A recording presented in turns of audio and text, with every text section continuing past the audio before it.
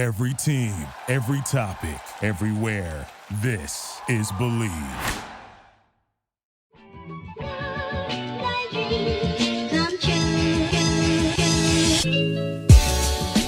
Wow, muting me, unbelievable.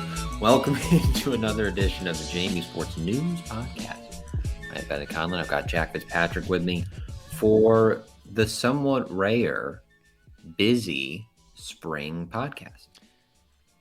A lot busier than I was expecting it to be. I mean, I was expecting us to come in, talk a little bit about some midweek action, talk about how it's a Wednesday and it's a 5 p.m. three-notched beer here. The Emperor of Clouds, a fantastic choice if you find yourself in Roanoke, Charlottesville, Harrisonburg, Virginia Beach, or Richmond. Be sure to pick up some of your own. I had Queen of Clouds the other day, and that is absolutely delicious. It's essentially King of Clouds that is made with hibiscus flowers and adds a little bit of a fun pink note to it all.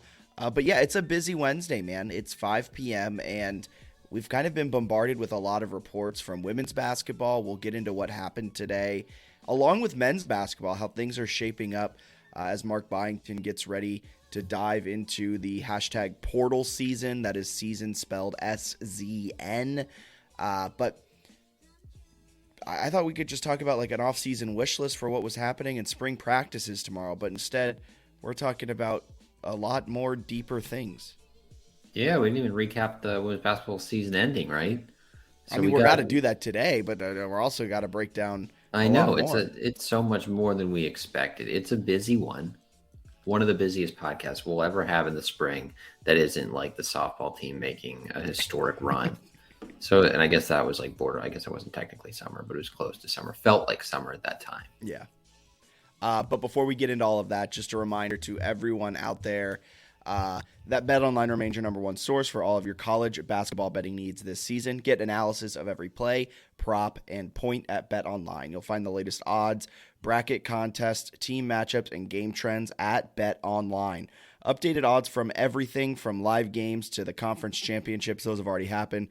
Sweet 16, Elite 8, Final Four championship game. You can get it all on betonline.ag. BetOnline is your college basketball headquarters this season, and it will be your NBA playoff headquarters. It'll be your MLB opening day headquarters.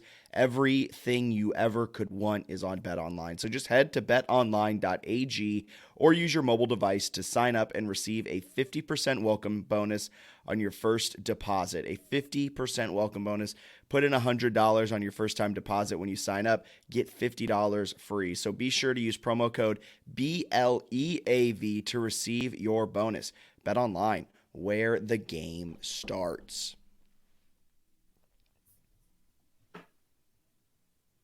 What a season. What a season.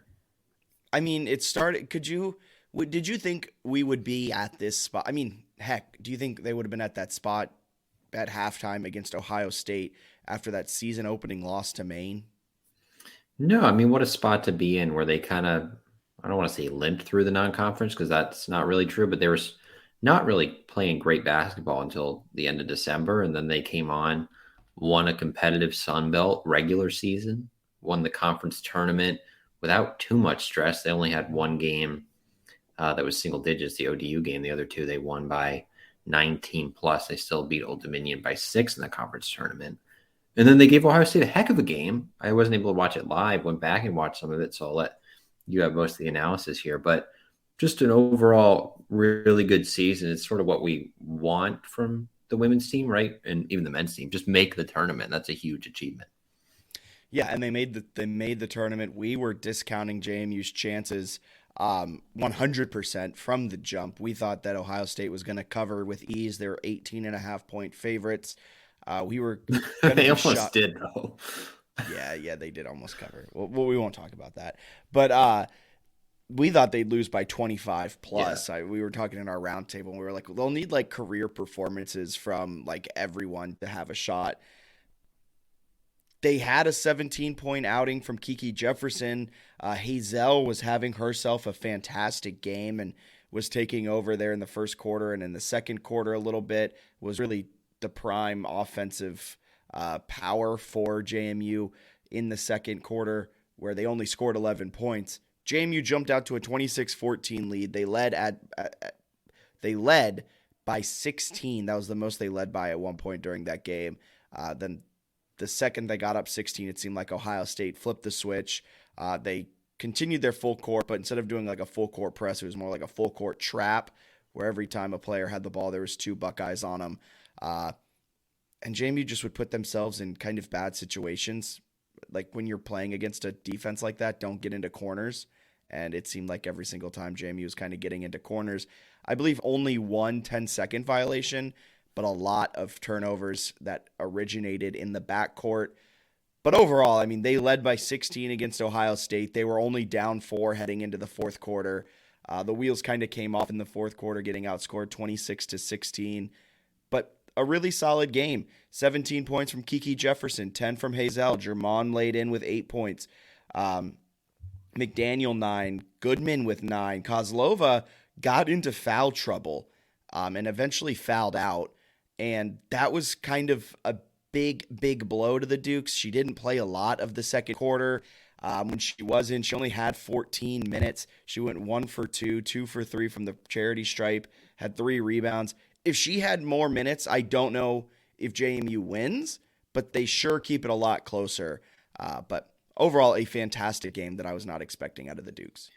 Yeah, Kozlova is important. Anna Goodman did some nice stuff offensively, but Kozlova is a pretty important piece for them. So that's tough with foul trouble there. But overall, like, they played really well. And then I watched a ton of Ohio State, North Carolina in the next round. The press trap thing is no joke. Like, I think because it's not a full court press. It's a full court like trap. Yeah, it's like they're really trap heavy. Which I guess I forget like exactly how VCU's Havoc work, but it's one where they do a nice job where it's not just some teams run the press where they don't trap as heavily or at least as effectively. Yeah, they do a great job when they press. They've got everybody up, and then they also sort of swarm the ball pretty consistently. And it's not like just one, like you pass out of it, you're getting trapped again. So it's a really good press that they run. And they ran it for I think it was 13 possessions against North Carolina in the next round, which they ended up winning the game by 2 against a really good UNC team. And it was something where North Carolina had 13 possessions and 7 of them were turnovers. I don't know why they didn't run it more, to be honest with you, in that game, because Carolina turned it over a ton. And then when they didn't, they were able to score a decent amount in that one. But it's a really good Ohio State team. Ohio State and North Carolina were the 2 best teams JMU played on the season. If I'm not mistaken, they led at halftime of both games.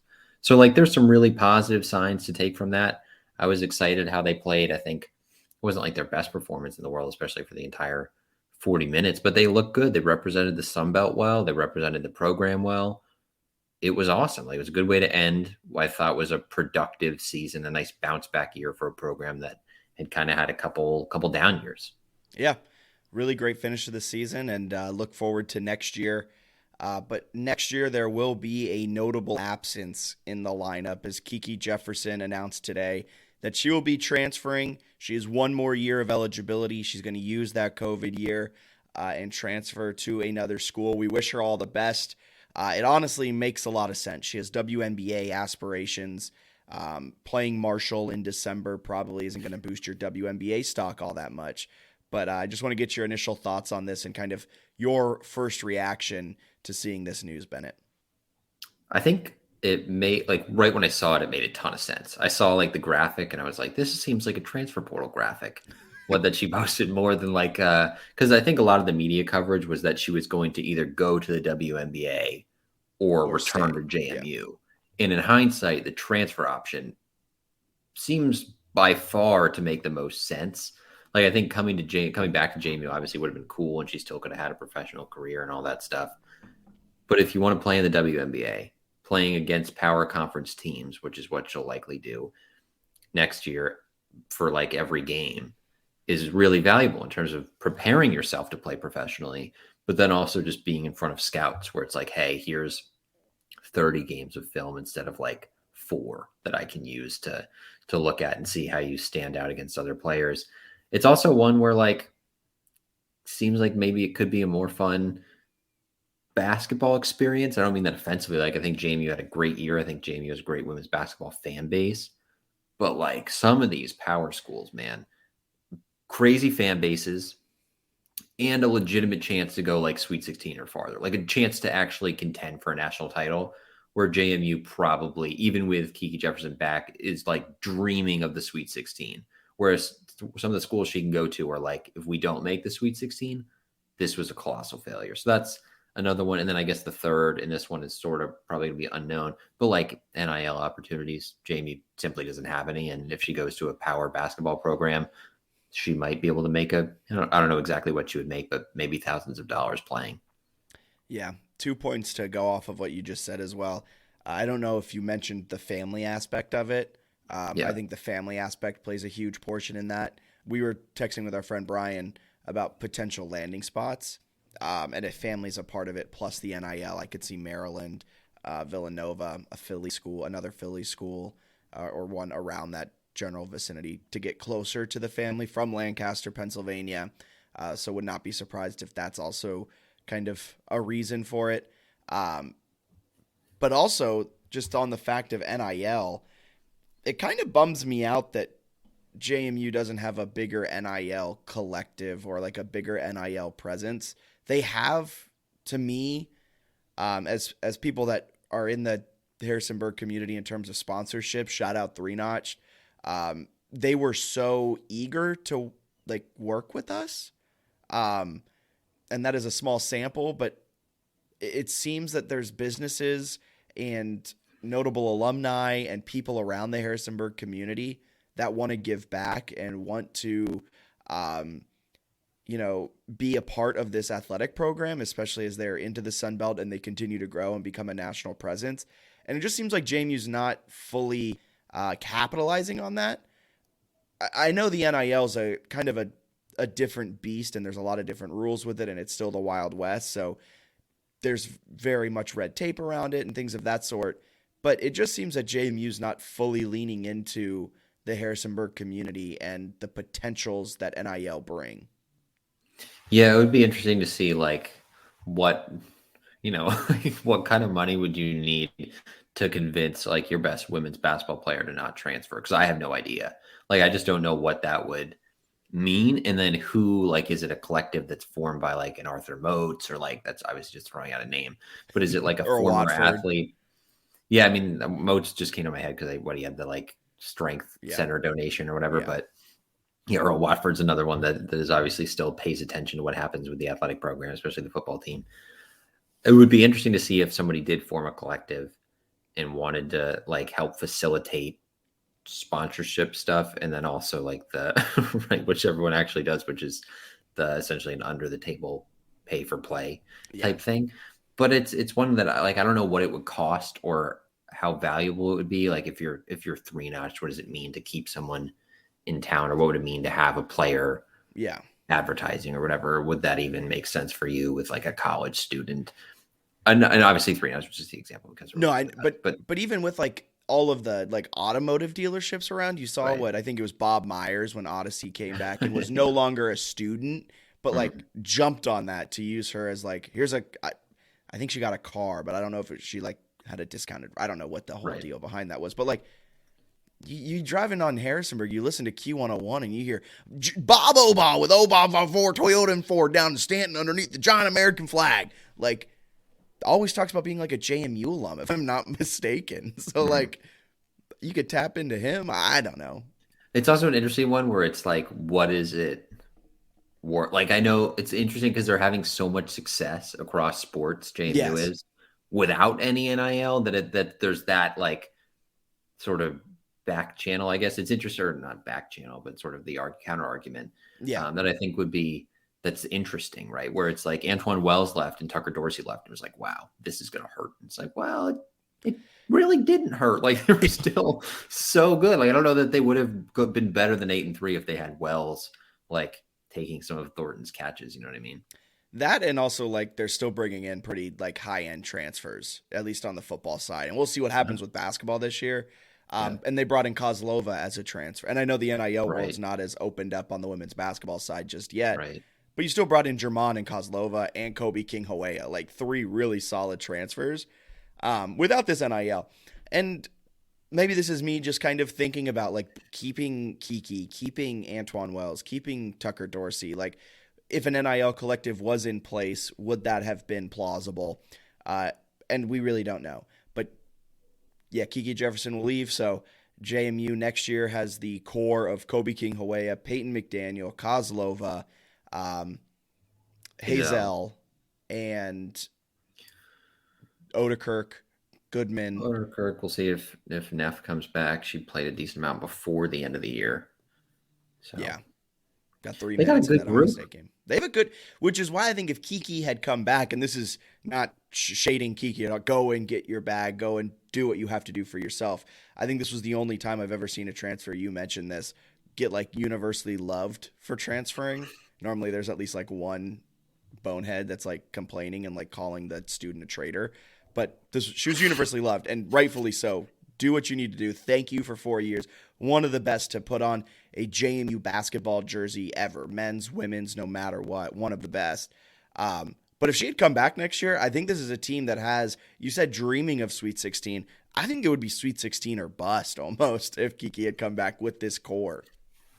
Women's basketball is just so hard to actually win. That's so games. true. It's a mid-major in the tournament. Like, it's crazy to look at like the men's side. It's like, yes, Princeton, a 15 seed in the Sweet 16. Like, and then like Fairleigh Dickinson wins. It's like kind of cool, but it's maybe not even appreciated as much as it should be, because it's like, 16 seeds, 15 seeds, they win now. That's the world we live in. And you have like women's basketball. It's like JMU plays out of its mind as a 14, plays really well, competes hard. It's like pretty good. They lost by 14. Like, it's wild, the like disparity in upsets and stuff like that. But yeah, it's one where if Kiki Jefferson comes back, they're definitely looking to be the best mid-major in the country next year. And they can still sort of compete in that realm with some of the players they have. And we'll see what they do in the portal. But it's tough from an on-court and fan perspective, because she's a great player, but she also just seems like an infectious personality and like a really good person. Like Coach O was talking that I guess she would show up to like his daughter's basketball games, like with unprompted. She'd just be like, "Oh, she got a game?" Like, "Oh yeah, I'm there." Like, she would just show up and go. And it's like, oh, that's a very cool person to represent JMU. So to lose her personality and her play is obviously challenging for fans, but I think everyone's still amped for her. Like, go get a bag, right? Become a WNBA player. And if they ask about where you went to college, give the Dukes a shout out or whatever. Yeah, for sure. And I think Kiki Jefferson, probably the best chance to have a long WNBA career out of a lot of the players we've seen come through Harrisonburg in the last few years. That leads us into offseason wish lists. We'll start with women's basketball. We'll head into men's. I think with the Kiki news today, that kind of makes the wish list pretty short. Before the Kiki news, it was probably nothing. But now with the Kiki news, it's probably a solid 4, a solid forward. Yeah, and they could still probably use a veteran point guard might help. Yeah. So I guess I want to say they have 2 scholarships open now. 3. They have a freshman commit though. Oh, okay. So I think they're bringing in a freshman like point guard, and then they're losing Germond and Jefferson. So I think it gives them those replacements. I think. Was there not another senior? No. I thought more than Germond was recognized on senior day. I think it was just Kiki, and Kiki was recognized. Okay. So I guess we should have sort of seen the writing on the wall there. Multiple like very emotional goodbyes with Coach O. Like the Ohio State loss senior day makes a lot of sense that she probably knew, because I know there are some people that are like, oh, we don't know if she has her mind made up. Pretty quick announcement from like end of season 2 to entering the portal. So I think. Well, and according to Shane Metlin, and we've read this tweet very differently, but it seems like it was kind of known that like you did your 4 years. If you want to go and pursue other opportunities, I don't think that was to her though. I'm going to pull this up because while you keep talking about the wish list, I have to read this tweet because we read this so differently, and I'm just not sure how we were so different in our interpretations of this tweet. But I think for them, like if they can get like a starting caliber player in the portal, go for it. They're going to be good next year even without Kiki. But if you can add like a player who could be a big time contributor, I think that takes you from really at any position. That takes you from like, we think we can win the Sun Belt to like, hey, maybe we can win an NCAA tournament game. So that would sort of be my desire, because they have a lot of talented freshmen. I don't think they need to bring in like another young player. Like, I think they should just be looking for veteran contributors in the portal and sort of see how that'll work out for them. But yeah, I mean, they're going to be good next year regardless. It's just a matter of how good. Now reading it for a fourth time, I'm now completely evaluating how I'm reading this Shane Metlin tweet. But reply Kiki Jefferson is how he starts it. JMU has told graduating I think players. That means regarding. Oh, thank you. What does it mean? Sorry, I missed it. Regarding. No, I just wanted you to use your accent. Oh, my voice again? Yeah. Regarding. Thank you. JMU has told graduating players, so this isn't just basketball. This makes it seem like it's everything. With a year of eligibility left, quote, hey, this is probably not an exact quote. Is how I'm going to. This is Signetti. He's sitting down in his lazy boy. He calls him. Imagine Signetti with his gin and tonic, sipping, enjoying it, and goes, hey, this is a 4-year deal, and I know you could play one more, but it's time to move on. I read that as JMU kind of saying, like, bye. Not necessarily to Kiki, but like to all 4 years. I think they've done that. I bet coaches, like for sure, coaches have done that in the past, and also not after 4 years. Like, you look at some of the JMU basketball freshmen last year who like went on. I think Byington was probably like, I don't know if you're going to play much. And they were like, got it, and transferred. So I bet coach, I think Signetti probably does that too, where it's like, I mean, he said stuff in the open about players that isn't that nice sometimes. So I'm sure behind closed doors, there are very honest conversations of like, you're not going to play here. Like, it's not going to work out. But I think for Kiki, it was probably like, it would be incredible if she came back. But I think there was an understanding that she's a level above at this point with her play. Yeah. Anything else on that wish list? No, just any contributors would be good. But honestly, though, if they do nothing, like, I wouldn't even be that mad. Like, if they just like, hey, Peyton McDaniel and Kozlova and like the rest of the gang, let's go and see what it's like. Like, fine. I agree, because Hazel has a little bit of experience running that like true point, because she did that a year ago. I wouldn't be mad if they just put her back there. A little bit more experience. I think she'd be a really good point guard. Men's basketball on the other side, their season finished in the Sun Belt semis against South Alabama. I'll start with this wish list, and I think you know where I'm going with this. I think if you listen to the JMU Sports News podcast, you know exactly where I'm going with what I want on my men's basketball offseason wish list in the transfer portal. Give me a big man. I know we're high on Jarrell Roberson. That's cool. But I don't want a sophomore with 10 career minutes being our primary 5. Like, it's cool he's 6'10", but like, let's go out maybe get like, see what Tyler Nickel has to offer. There's got to be. You can't look me in the eye and tell me that Oral Roberts, which I know is the Liberty of Oklahoma, can go out and get a 7'5" kid. He may be like ultra religious, and that's why he chose to go to Oral Roberts, who we can go down a whole list. I didn't realize how bad Oral Roberts was until this March Madness. But you can't tell me a 7'5" kid is going to go there and like JMU can't get a guy over 6'8". Yeah, it's going to be an interesting portal season. So Shane Metlin did a really nice job with this like quick sit down with Byington, where he got like a lot of roster insights, which I think I want to say Coach O, they're going to do the same in the women's, and Coach O said he gave everyone 2 weeks to like decide their futures. But anyway, 2 players are in the portal. Terrell Strickland, who it appears is very much going to LIU, based on this report from Shane, to play for his father, which makes sense. And then Tyree Iheanacho was looking for a program closer to home in Minnesota for personal reasons. So he is in the portal. If he doesn't find one, which seems like it would be hard to not find any school between Virginia and Minnesota that would take him as like a freshman of the year in the Summit League or whatever, and like an athletic 6'4" point guard. So I think my guess would be that he'll find somewhere that's like at least a little bit closer. Maybe it's near like a major airport or something, right? If he wants to go into Minnesota. Anyway, so I would guess those 2 are leaving, which leaves him with some questions at guard. But then here's the stuff that I wanted to read to you that I think will be interesting. No. Byington has said JMU is searching the portal for a combo guard and a wing. No, just a big man. Sorry. Well, they have a lot of spots in a wing player with size and or length, which would be sweet if it's where it's like they're tall with no length, or they're lengthy but like short, like a 6-foot wing with length. So it would probably be and.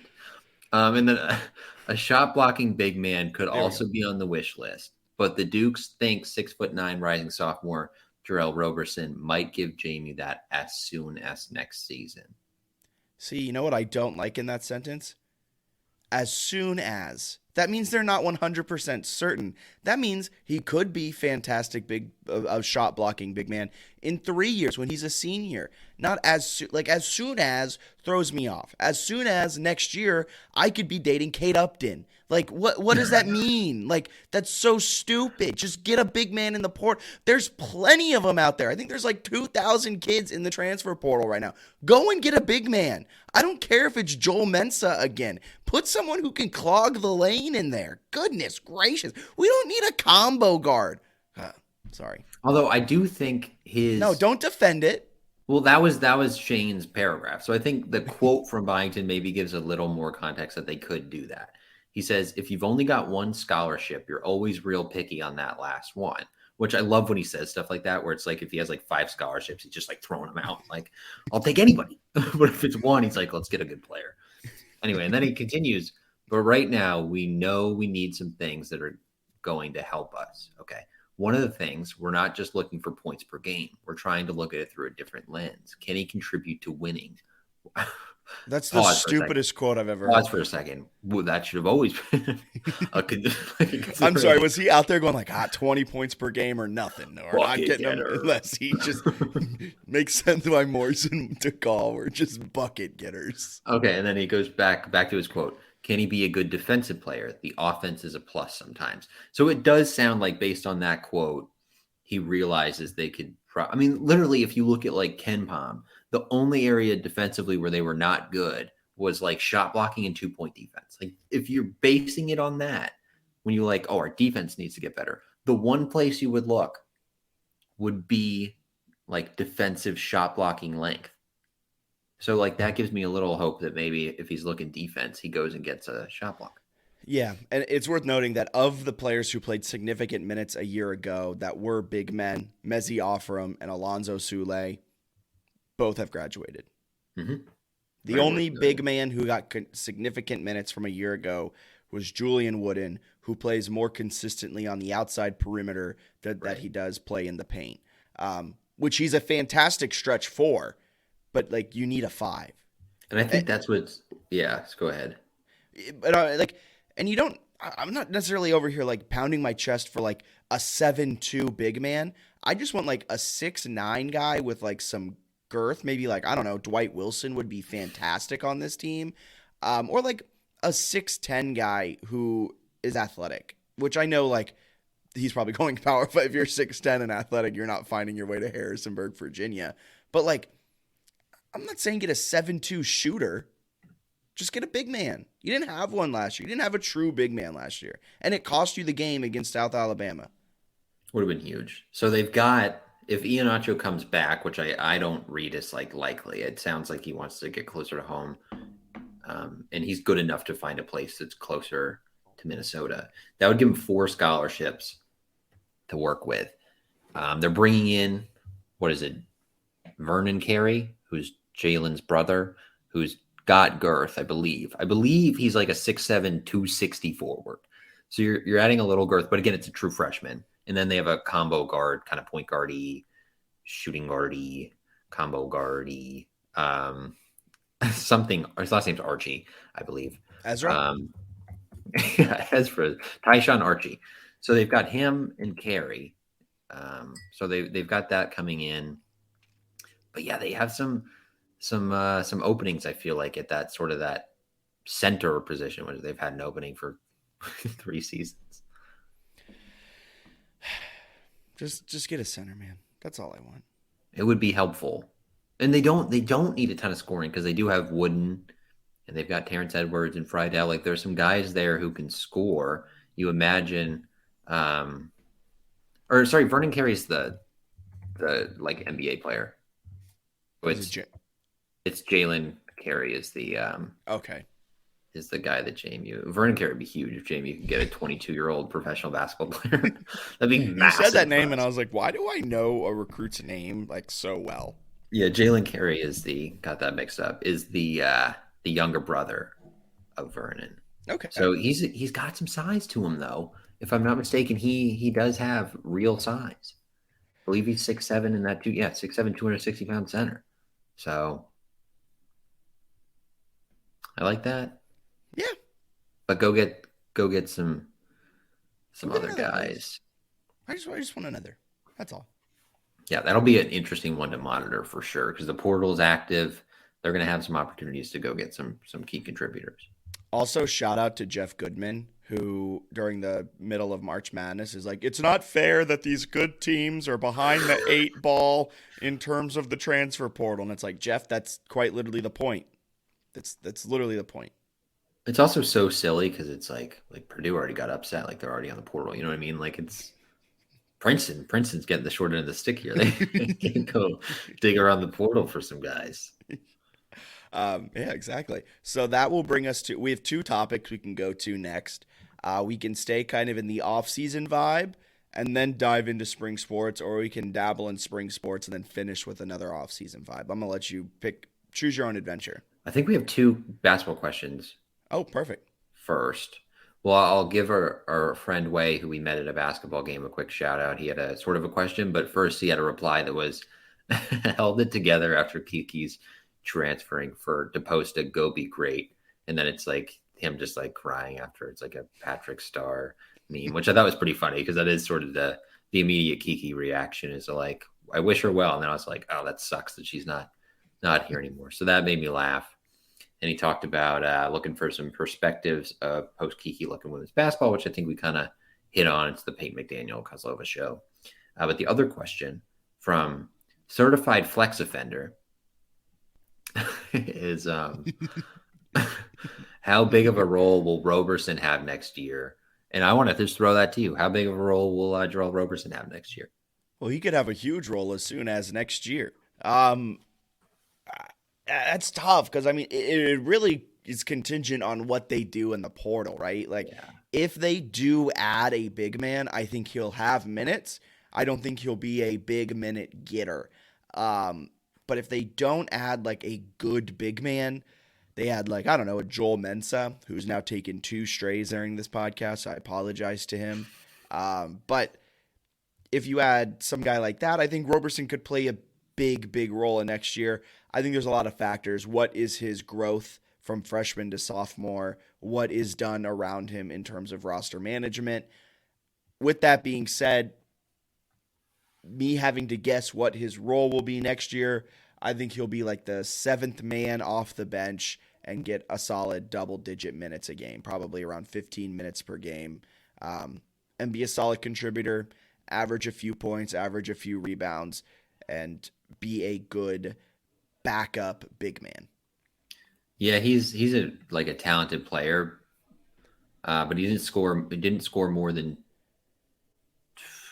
5 points in a game outside of the Valley Forge game where he had a double double and 3 blocks. All 4 of his blocks this year came against non D1 teams, which is crazy that we played so many non D1 teams in separate games.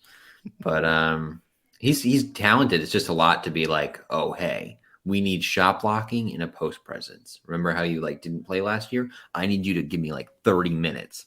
So I would hope they would give him some help at the very least. I think he'll contribute more and like be in the rotation. But at the same time, it would be cool if he didn't have to be like the star, so he could just continue developing and like get used to a key role, right? Yeah. And those were our questions. So that will take us to continue with the offseason talk, and then we'll go into spring. Switching gears to JMU football, spring practice is tomorrow. A lot of questions. Spring practice, starts tomorrow. Spring game is a few weeks away. Excited to learn a couple things. Who's the quarterback going to be? I think we all kind of know it's going to be Jordan McLeod, but still a little bit of question marks. I hope we don't have a full offseason of the media buying the fake story of that Signetti is going to feed them, that it's an open competition and that there's 4 guys that can be the starter come week 1. We know that's not true, but we're going to You okay? Oh my God. Yeah, I agree with you. It's just funny. We know that's not true. I wrote a quick little thing up for JMUSportsNews.com. I created a transfer portal tracker for basketball, men's and women's, because I think that'll be just an easy way to remember stuff for myself and fans. But then I also did like 3 questions for spring ball. And the question was basically like, does anyone even push McLeod?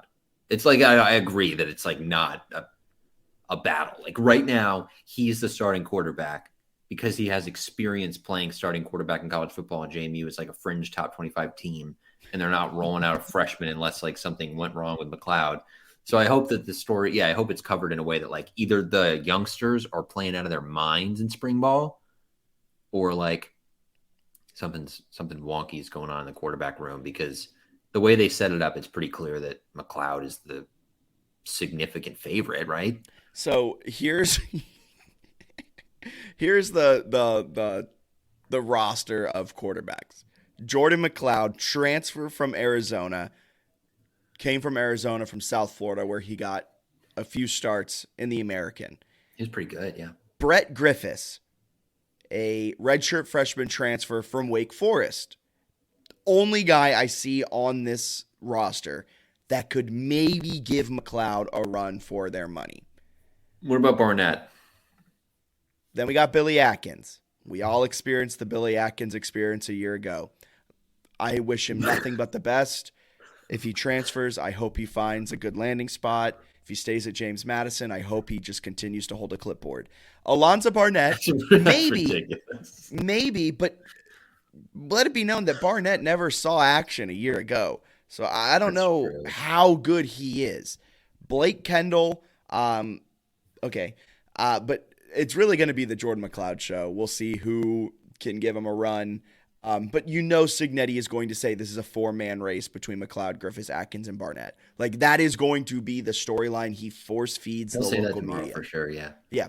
So spring practice will give us a glimpse of who's actually the true front runner. We all expect it to be McLeod. What's another question you're looking to get answered in January spring football practice? Let me stop for a second. That made me laugh so much.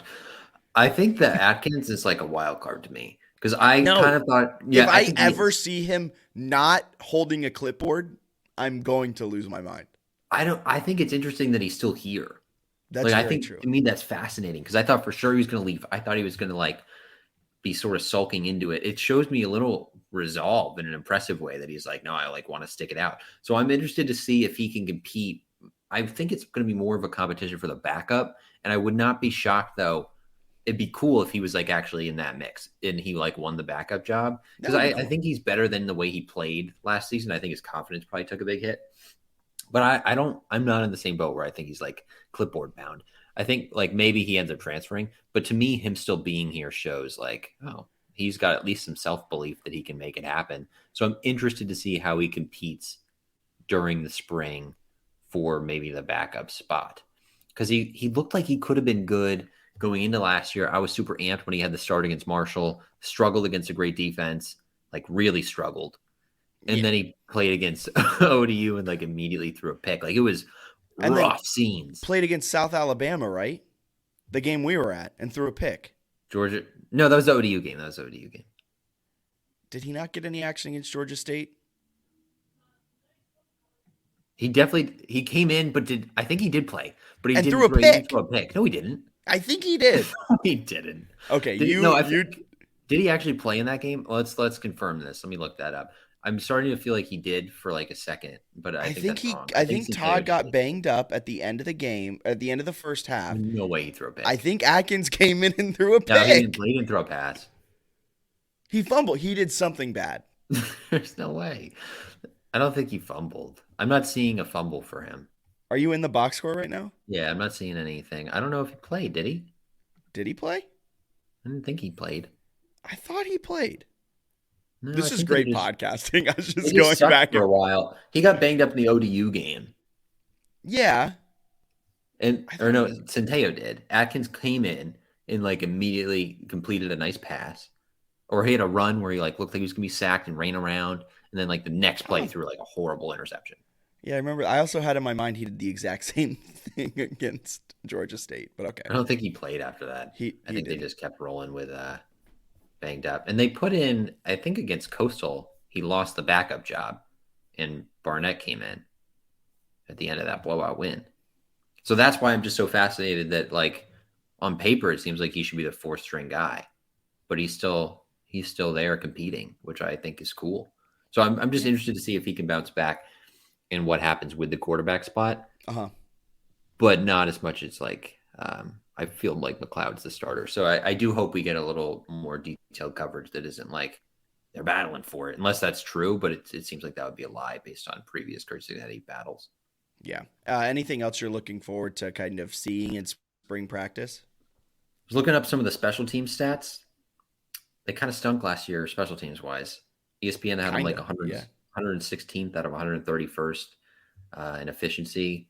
They had what the Georgia Southern loss, a really untimely blocked punt. Not going to see as much at spring ball, but like I want to see a little more out of kick return. I'd like to see like a kick return touchdown this year, right? Some big Surratt did a nice job with punt returns. So I'd like to see some more dynamic special teams plays, and then also what do we get from Camden Wise, who's better at the end of the year, but still has like some distance, or did have some distance concerns? Is he hitting longer field goals? So like that's interesting. And then I don't know about you defensively, but defensively I've had fewer questions because they return a lot of people. But Yeah, they return a lot of people. They haven't had a lot of guys hit the transfer portal yet. Ukwu's coming back for his 18th year yeah, with the Dukes. And the secondary that we were kind of upset at for a lot of last year, or at least I was upset at a lot of last year and had a lot of questions because they were so young.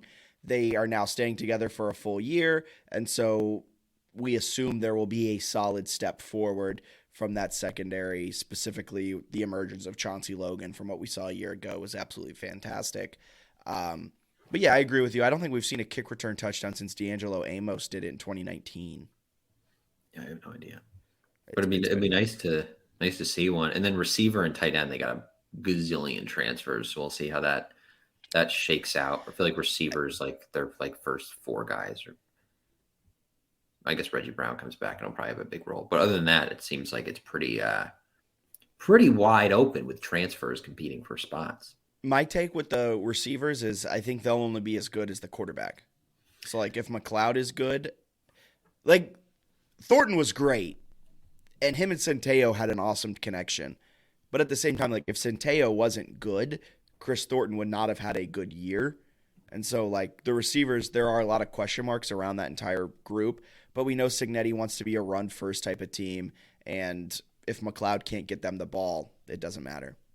Yeah, I'm looking forward to seeing some of those guys. Although it appears what it is true. Maxwell James, I was really high on Maxwell James. He's transferring. I caught a touchdown in last year's spring game. I was like, wow, He's there we 6'4". go. Wow. And now he's leaving. But they got some interesting guys. Josh Surratt's brother, Elijah, 6'2", 210, good size at receiver. Had a really good year in the FCS last year. Phoenix Sproles from North Dakota State. Could he Who's find the his way in loser there? now, Bison? Yeah, exactly. He might have scored a big touchdown against us or whatever, but we got him in the pool a few years later. Take that, sucker. So we'll see what happens there. I'm looking forward to hearing about how spring ball goes because I'm way too excited about this season. I think they're going to be like electric. I mean, they're going to be like top, I don't know, 3. Yeah, I mean, I think if you don't make the playoff, Here's the thing, though, I want to like say now. yeah, JMU's not a lock for a bowl, not because of talent. They still don't have that waiver. yeah. I was thinking about that today. Where's Like- the waiver? Like, we've all been like, it's only going to be a year. They'll get the waiver. Like, we're still not. I also have no idea how this, like, waiver works. Because all I've heard about this waiver is that Bourne's going to get a waiver for JMU. Oh, he's got it. Yeah. And, like, if he wanted to get it last year, he could have gotten it last year. As they were competing for a Sun Belt like regular season championship that would have gotten them into a pretty solid bowl. But that's besides the point. We couldn't have gotten it last year. No. This was always a 1-year deal. We were Like always going to get it now. But we yeah, haven't gotten it. So I'm very concerned. I also haven't seen an update of like, when might we hear back about the waiver? I would like the waiver sooner rather than later. Yeah, I agree. Yeah. Okay. That's something to monitor.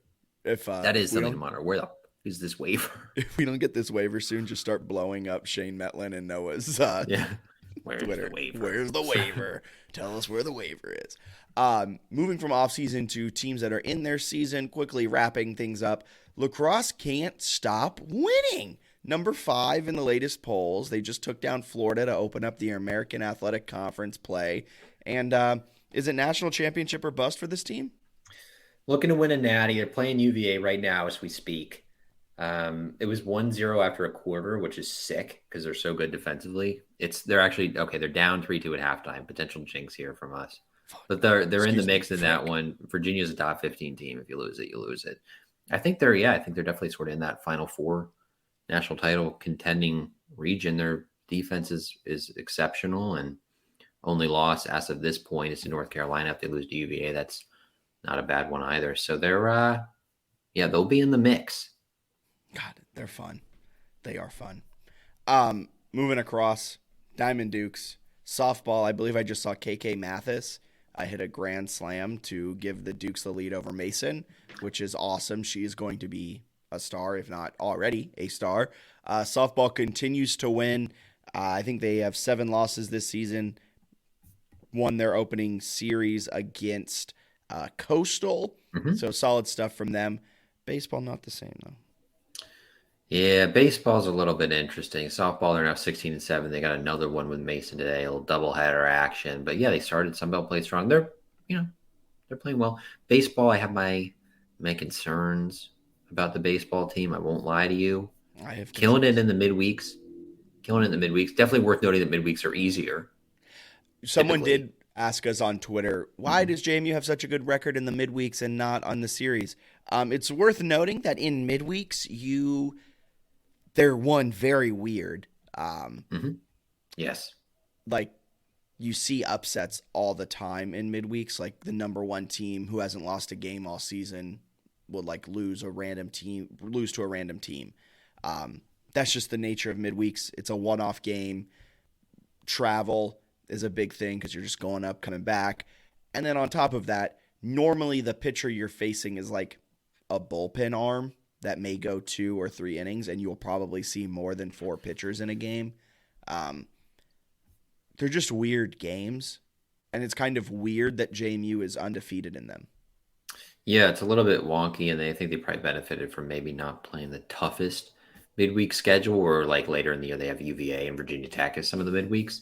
So in Maryland, so that's going to be a little bit harder for our boys. And also VCU was thought of to be a good team, but it turns out they're not. Yeah, so that certainly helps a little bit. But I don't know. It's just I think the issue with this team is they sort of failed to take advantage of momentum ever. Yeah. Right? Where it's oh, sweet, they got, some nice midweek wins. And then they've lost 4 of the 5 weekend series. Like the UMass Lowell one hurts. South Carolina Upstate, I think they lost both of them on walk-offs, the 2 losses in that 3-game series. So that's one they could have had. Coastal, they got 1 win against Coastal, which I think was positive, but they also lost a competitive Sunday game and got absolutely smoked in the Friday opener, 16-3. So oh my God, that's not great. And now they've got the 2 worst teams in the Sun Belt coming up, Arkansas State and South Alabama, per the RPI. Let's go, take advantage of those, win some games, because it's going to get harder when you go to Southern Miss and play Louisiana and some of these teams. It's Old Dominion. Yeah, it's going to get harder. I think our thing is right now, you look at where their RPI is, they're toward the bottom of the Sun Belt. The Sun Belt's looking at getting 5 bids to the NCAA tournament. At a certain point, we talk about men's and women's basketball, their only path to the tournament is winning the conference tournament. Baseball and softball, not the case. They're going to be at large bids from those leagues.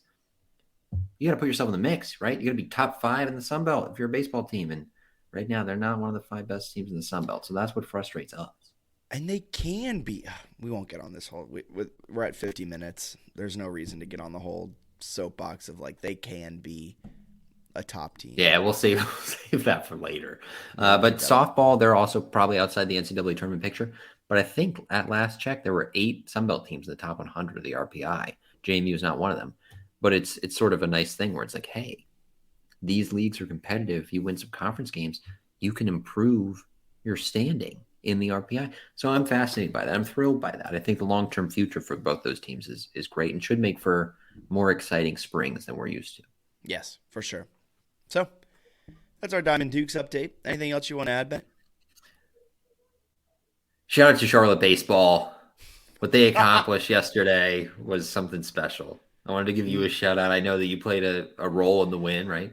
You know, they did put me into pinch hit in the bottom of the 10th after both teams had gone into locker rooms and showered, and I was just honored to be able to do such a thing for the 9 across the chest.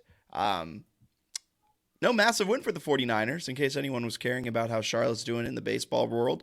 3-7 start to the month of March. Now 4-7 with a win over the number 4/11/14/2 team in the nation, because college baseball doesn't really have like one end-all be-all ranking like basketball has with the AP top 25 and football has with the top 25. You have like D1 baseball, Baseball America, Perfect Game, Collegiate Baseball, the RPI, the Coaches Poll, and none of them are ever the same. So, but big win nonetheless. Big win for them. And they got DBU coming to town. This is a Dallas Baptist program that I once covered over a weekend when they played Virginia in a super regional. They're no joke. That's a program that takes baseball very seriously. I think like baseball's like their biggest sport, if I'm not mistaken. Like, yeah, they love it. And in other Charlotte news, to our main man Dom, in the CBI second half, it's currently up 45-31. This guy is about to get himself a CBI title. All right. If you've listened this long, you deserve this. You played a big role in this, and you deserve, he deserves the world, man. Hang the banner. Hang the banner. Hang the banner. My God, a CBI title. Massive. Wow. Massive stuff for the 49ers. The pack line works. Pack line does work. Yeah, all this Tony Bennett talk. Really? Tony Bennett can't win in March? His assistant just won the CBI. I might tweet that later. All right, for Bennett Conley. My name's Jack Fitzpatrick. You guys have a wonderful rest of your day. See ya.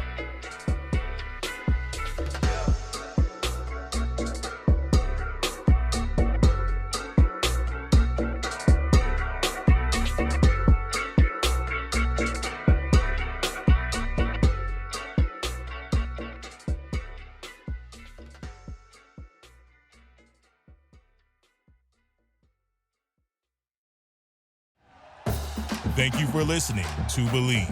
You can show support to your host by subscribing to the show and giving us a 5-star rating on your preferred platform. Check us out at Believe.com and search for BLEAV on YouTube.